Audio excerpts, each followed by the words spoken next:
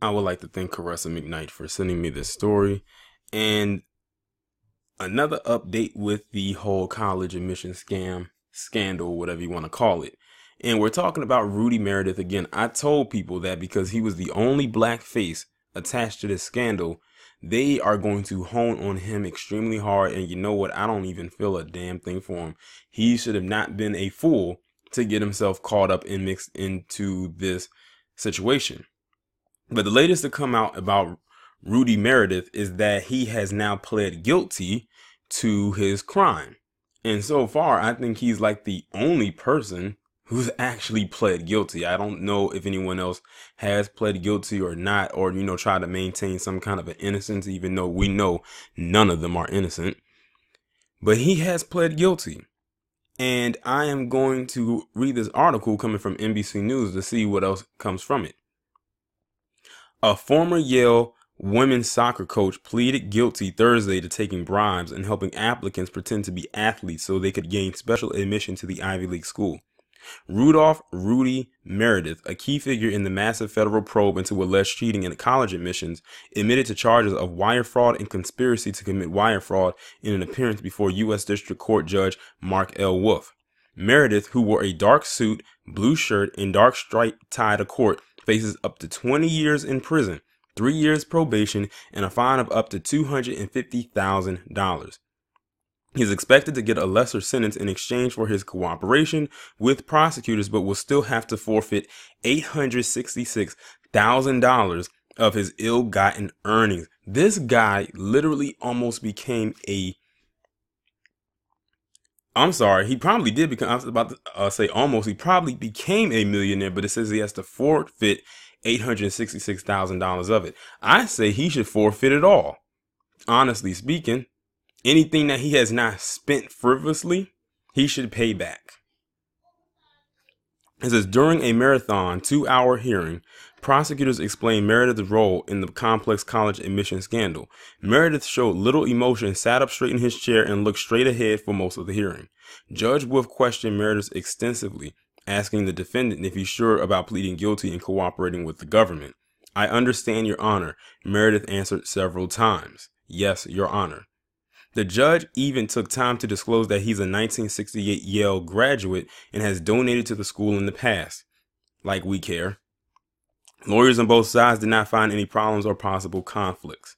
Meredith first came onto the FBI's radar when an executive under investigation for securities fraud told authorities that Meredith offered to designate the executive's daughter as a recruit in exchange for cash. FBI agents set up a sting last year at a Boston hotel room where Meredith allegedly asked for $450,000 to help get a student into Yale by presenting the applicant as a recruited soccer player. It was his attempt to defraud Yale, Assistant U.S. Attorney Eric Rosen said. It was clearly a bribe. Meredith opened the door for FBI agents by leading them to Rick Singer, the consultant at the center of the scam. Singer is also cooperating with authorities. Meredith resigned his post at Yale in November, months before indictments were unsealed, saying it is time to explore new possibilities and begin a new different chapter in my life. Yeah, with people's money. No wonder he wanted to he was looking to retire. He already got out of this scam what he wanted. The former coach and his lawyers had a police escort to leave the courthouse and get through a crush of reporters. Defense lawyer Paul Thomas declined to discuss the case. We only make our comments in court. The Southern California-based singer, officials said, ran an elaborate operation catering to rich parents who paid for his help to slip their dumbass kids. I put dumbass in there, but that's what it should have said, into elite universities. The probe has led to the arrest of 50 people, including actresses Felicity Huffman and Lori Loughlin. Singer allegedly teamed up with coaches and other college officials to fake athletic credentials of these applicants, thus getting them special admission to schools such as Yale University, Stanford University, and the University of Southern California. Singer, who has already pleaded guilty, okay, so he did too. At this point, if none of these individuals have pleaded guilty, they might as well go ahead because their hands are already too involved in it. Like, they already know. So you pleading not guilty will make you look like a fool. It says he pleaded guilty to charges including racketeering, conspiracy, also used adults to take college board tests for some children of his big spending clients. Several other defendants have pleaded not guilty, including former Georgetown University tennis coach Gordon Ernst, accused of getting $2.7 million in bribes to designate at least 12 applicants as recruits to the elite Jesuit school. The first of the parents accused of using Singer's services are due in court on Friday. I, for one, am glad that this stuff is still floating in the news, but in my opinion, it's starting to lose a little bit of steam because there's so much other stuff that's coming out that they're kind of, it seems like the only time they really want to talk about this is when Felicity Huffman and Lori Loughlin are the ones at the center. And the only reason they are is because they are, I wouldn't say that they are the face, but in a way they kind of are because they are high profile celebrities.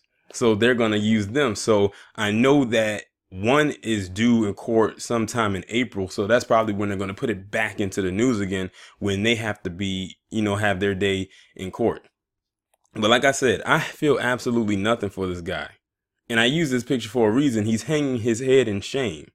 Probably not at this instant, but that was probably just the off guard picture that they took of him on the field. But it fits the narrative. That's what he should be doing, hanging his head in shame.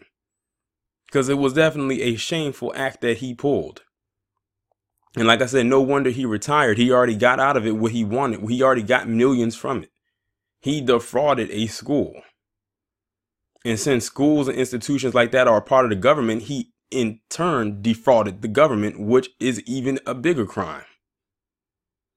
So they say he faces up to 20 years in prison. Hey, he has to pay back a lot of money. Hey, it is what it is. He put in what he wanted, and now he has to suffer the consequences, just like all the rest of them. But like I said, they are really going to hone in on him because he stands out of all the other people that's involved, mainly because he's the only black person that's involved. And what amazes me is the fact that you had some people who were CEOs involved with this. You mean to tell me that y'all couldn't find a way to use your own money to get your silly ass kids into that college? Those who were involved, who already had money, I should say, who was doing the stuff in like the, what William Singer was involved with. But they've been, like I said, they've been doing this for decades. This is nothing new. It's just that now it has been exposed and it needs to stay out there as long as possible. I don't care if it's through the new black media, mainstream media, they ain't going to touch it on an angle like we are, but it needs to continue to be addressed and it needs to be continue to be talked about for past just a few weeks. But continue to send me any kind of updates that you get as far as this situation goes, and it could be on any of them. It doesn't have to be on the same three that I've been talking about, which is this guy, Lori Loughlin, and Felicity Huffman. It could be on the rest of them. Remember, I did a video highlighting all 50 of the people involved. So that means there are 47 additional names. Hell, you can send me some stuff about the ringleader, William Singer. Notice they don't really talk much about him, except the fact that he pleaded guilty to all of these charges. What's his backstory? How did he get involved into all of this?